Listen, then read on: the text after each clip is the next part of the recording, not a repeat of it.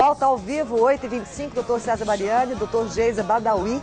Estamos aqui falando sobre células-tronco com armazenamento de cordão umbilical. Daqui a pouco vamos falar de laser terapia em pacientes oncológicos, né, odontológico, em tratamento odontológico também. A gente teve aqui uma pergunta de uma telespectadora, que eu não sei o nome, não passaram o nome para mim, mas ela pergunta o seguinte: qual a expectativa das células-tronco para crianças portadoras de distrofia muscular, doutor? A distrofia muscular é uma doença genética e ela ainda é um desafio para a medicina em termos do que se pode fazer para que essas pessoas se beneficiem, né?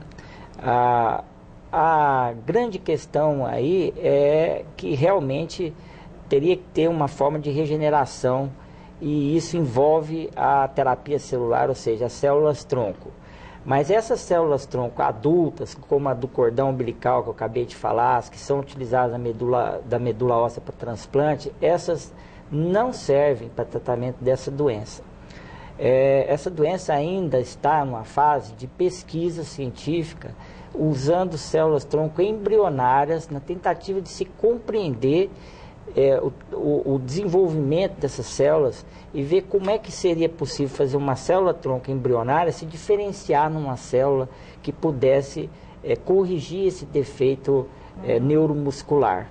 Então, há pesquisas nesse sentido. Está tudo no campo muito da pesquisa ainda, né, gente? Nós precisamos conhecer melhor a célula-tronco embrionária e saber bastante sobre toda a sua complexidade para que a medicina possa usá-las de uma forma bastante correta e objetiva para aquele tratamento em si. Verdade. Uma pessoa... Existe banco de células-tronco do cordão umbilical? Bancos públicos? Existem no mundo inteiro, existem instituições públicas que têm armazenamento de células-tronco de cordão umbilical, e o Brasil iniciou esse processo também já há alguns anos, num programa chamado Brasil Cord.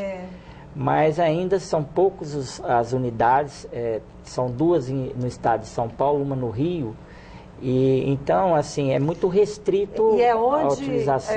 Onde se pode, no caso de não haver sido armazenada a célula-tronco de um bebê, onde se pode procurar doadores, não é isso? Exato. Essas unidades de cordão umbilical, elas estão armazenadas e prontas para transplante. Então, existe então, um sistema do governo de você procurar células compatíveis, tanto de doadores adultos, quanto de células-tronco do cordão nesses centros, que ainda são poucos, mas que já estão funcionando.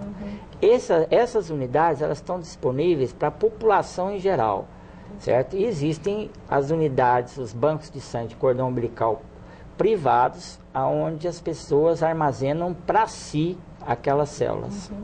É caro armazenar o cordão umbilical de um bebê?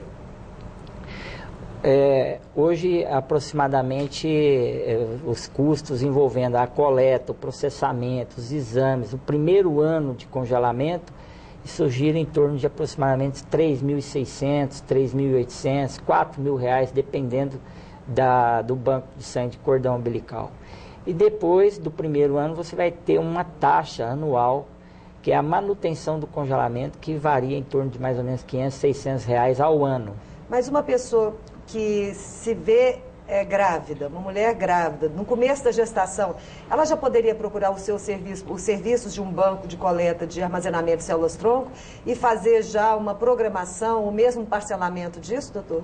Existem várias formas de você tentar viabilizar para essa pessoa que queira guardar as células do cordão, uma forma mais tranquila de ser feito isso, um programa que facilite para a pessoa poder bancar economicamente esse armazenamento. E com relação à saúde dos nossos filhos, eu acho que vale a pena, porque depois passar pelo dissabor de ficar procurando doadores e de repente você tem tanta chance de ter esse doador ali, né, armazenado, enfim. Bom, vamos passar para um outro assunto, que daqui a pouco eu quero saber um pouquinho do Araújo Jorge. A gente volta a falar sobre isso. Doutora Geisa, A gente esteve junto no nosso livro, que é esse aqui, que você sabe, nós vamos fazer uma segunda edição, que é uma viagem pelo corpo, todo mundo já viu, a gente foi amplamente divulgado e distribuído entre a população. Você me deu uma entrevista aqui que eu achei muito interessante desde aquela época, porque eu não sabia que um paciente oncológico poderia ter tantos problemas na boca, e o tanto que isso piora a qualidade de vida de um paciente. Fala um pouquinho sobre isso para mim, por favor. Sem dúvida, né? O paciente, a partir do momento que ele faz o diagnóstico de câncer, é um paciente que ele tem que saber que ele tem que passar por uma avaliação odontológica, né? Então a gente tenta disseminar essa informação da importância do suporte odontológico ao paciente que vai enfrentar um tratamento de câncer, seja ele quimioterápico ou seja ele radioterápico, somente a radioterapia de cabeça e pescoço, né, para tumores nessa região. Então, esse tratamento de suporte, ela vai desde uma avaliação da condição bucal desse paciente, de orientações de higiene bucal, de orientações das principais complicações bucais que esse paciente vai enfrentar no decorrer do tratamento e como ele mesmo pode saber identificar os seus primeiros sintomas, sinais e buscar um atendimento para essas complicações. Então, a gente vê que o paciente que ele é assistido, né, com esse suporte odontológico, a gente vê que é um paciente que ele anda melhor no tratamento odontológico, ele se beneficia por ele. É um paciente que você vai ver que ele quase não tem interrupções do tratamento oncológico porque muitas vezes as complicações odontológicas, onde a principal a gente vai ter a mucosite, como o principal nome diz, né, uma inflamação da mucosa da boca, né? Deixa a boca extremamente sensível, dolorida. Eu fiquei muito impressionada com uma paciente que eu vi quando a gente estava escrevendo esse livro, que, inclusive, lembra, eu tive herpes labial, eu ia numa festa, falando, ninguém merece, eu vou lá na Geisa, porque o laser dela cura tudo. Aí você colocou o laser, né, e o herpes não durou nem um dia. Foi maravilhoso. Mas quando eu fui lá, eu vi uma paciente que estava alimentando através de sonda.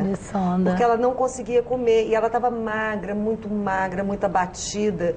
E aí você me explicou que ela não precisava chegar até aquele estágio. Exatamente. Porque ela sequer conseguia comer. E tinha um problema também, que você me falou que é muito comum, que é a falta de saliva. Isso, a xerostomia, né? Que é a diminuição do fluxo salivar, né? Onde o paciente fica com a boca seca.